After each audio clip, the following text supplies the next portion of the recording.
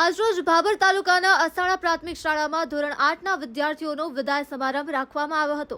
તારીખ 3/4/2025 ગુરુવારના રોજ શ્રી અસાણા પ્રાથમિક શાળાના ધોરણ 8માં અભ્યાસ કરતા વિદ્યાર્થીઓનો વિદાય ભાવ દર્શન કાર્યક્રમ રાખવામાં આવ્યો હતો, જેમાં ગ્રામજનો, યુવાનો અને શિક્ષણ પ્રેમી યુવાન મિત્રો તથા વડીલોએ તેમજ શાળા પરિવાર જોડાયો હતો અને વિદાય લઈ રહેલ બાળકોને ગુરુજીઓ અને વડીલો દ્વારા આગળ અભ્યાસ માટે શુભેચ્છાઓ પાઠવવામાં આવી।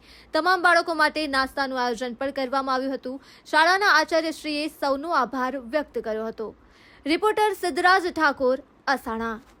આદરણીય આચાર્યશ્રી, શિક્ષકગણ, અહીંયા ઉપસ્થિત પધારેલ મહેમાનો અને મારા વિદ્યાર્થી ભાઈઓ અને બહેનો, આજે આપણી શાળામાં ધોરણ 8ના વિદ્યાર્થીઓનો વિદાય સમારોહ છે, તો હું તેમના માટે બે લીટી કહેવા માંગુ છું, તે તમે ધ્યાનથી સાંભળજો। हमने मांगा था साथ उनका, वो जुदाई का गम दे रहे हैं। हमने मांगा था साथ उनका, जो जुदाई का गम दे रहे हैं। हम यादों के सहारे जी लेते, वो फूल की कसम दे रहे हैं, वो फूल की कसम दे रहे हैं। मिलना बिछड़ना दुनिया की रीत है, इस रीत को खुशी से निभाते रहे, इस रीत को खुशी से निभाते रहे। पता नहीं कब इसका साथ मिल जाए, जो भी मिले राहों में दोस्त बनाते रहे। किसने कहा जुदाई होगी, किसने कहा जुदाई होगी, यहाँ बात किसी और ने फैलाई होगी, यहाँ बात किसी और ने फैलाई होगी।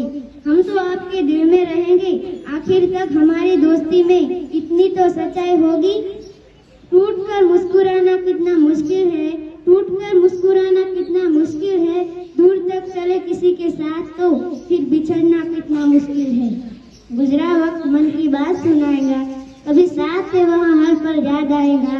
गौर से पलटना जिंदगी के पन्नों को, गौर से पलटना जिंदगी की। समस्त ग्रामના વડીલો તથા મારા વહાલા વિદ્યાર્થીઓ, આજે આમ તો ગમે ત્યારે સ્પીચ આપવાની હોય ને એટલે આપણે બોલી શકીએ, પણ આજે દુઃખ મને પણ એટલું થાય છે, કારણ કે આ શાળાની અંદર જ્યારે શરૂઆતમાં હું આવી એટલે 6 થી 8માં કામ કરતી હતી, અને ત્યારે જેપી સાહેબની જ્યારે બદલી થઈ એટલે અચાનક સાહેબે કીધું કે બેન હવે તમે બીજું ધોરણ લઈ લો, અને પહેલી વાર જ્યારે તમારા રૂમમાં એન્ટ્રી કરીને એટલે 50 ઉપરની સંખ્યા, આટલા નાના બાળકો, અને 6 થી 8માં તો થોડુંક આપણે સ્ટ્રિક્ટ થઈને કામ લેવું જ પડે, ગણિત હોય કે અંગ્રેજી હોય, નહીતર ત્યાં એ કામ થતું નથી, અને નાના બાળકો આગળ સ્ટ્રિક્ટ થયે મેળ ના આવે, એટલે કામ કઈ રીતે લેવું એમ પેલાના શિસ્તમાં રાખવા અને તમને વાલથી રાખવા। એટલે બેન્ચની બાજુમાં જઈને જ્યારે બેઠી ને એટલે પેલા તો મગજ ચક્રાવે ચડી, કારણ કે એ જ સમયમાં કાર્યક્રમ આયા વાંચન લેખન ગણનનો પ્રજ્ઞા મારા માટે બહુ જ નવું હતું। એટલે મેઘરાજ અને બીજા 4-5 છોકરાઓ પાણીનો ગ્લાસ લઈને મારી જોડે આવ્યા, બેન અમે તમને હેરાન નહીં કરીએ, પણ અમે ખાલી ડબલાઈએ ને અમને ભરી દેજો, એમનો આ પ્રશ્ન। પછી ધીમે ધીમે એટલો સ્નેહ બંધાણો ને કે બીજું ધોરણ પૂરું થતા થતા મને એવું હતું કે હવે તો કોઈ અધિકારી આવશે ને તો આપણે કમ્પ્લીટ ગમે એને આ બાળકો મારા જવાબ આપી દેશે। અને એ જ સમયે દિલ્હીની અંદરથી કોઈક યુનિસેફમાંથી કંઈક એવી રીતે કોઈક સાહેબ આવ્યા, એટલે આપણા બંને સીઆરસી મિત્રોએ સાથે આવ્યા કે બેન નવા છે પ્રજ્ઞામાં અને કઈ રીતે થશે। નમસ્કાર મિત્રો, હું ફિરોઝ ઈરાની આજે તમને એક નવી વાત કરવા આવ્યો છું।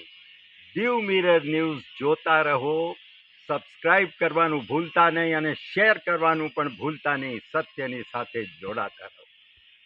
નમસ્તે મિત્રો, હું છું ચાંદની પરમાર। આપની મનપસંદ ચેનલ એટલે કે દીવ મિરર ન્યૂઝ ચેનલને લાઈક કરો, શેર કરો અને ફોલો કરો, અને હા, તેમાં દરરોજ તાજા સમાચાર જોવાનું ભૂલશો નહીં। દીવ મિરર ન્યૂઝ દરરોજ લાઈવ અપડેટ, ગુજરાત રાજ્ય, દેશ દુનિયાના તમામ બ્રેકિંગ સમાચારો નિહાળો દીવ મિરર ન્યૂઝ ચેનલ પર।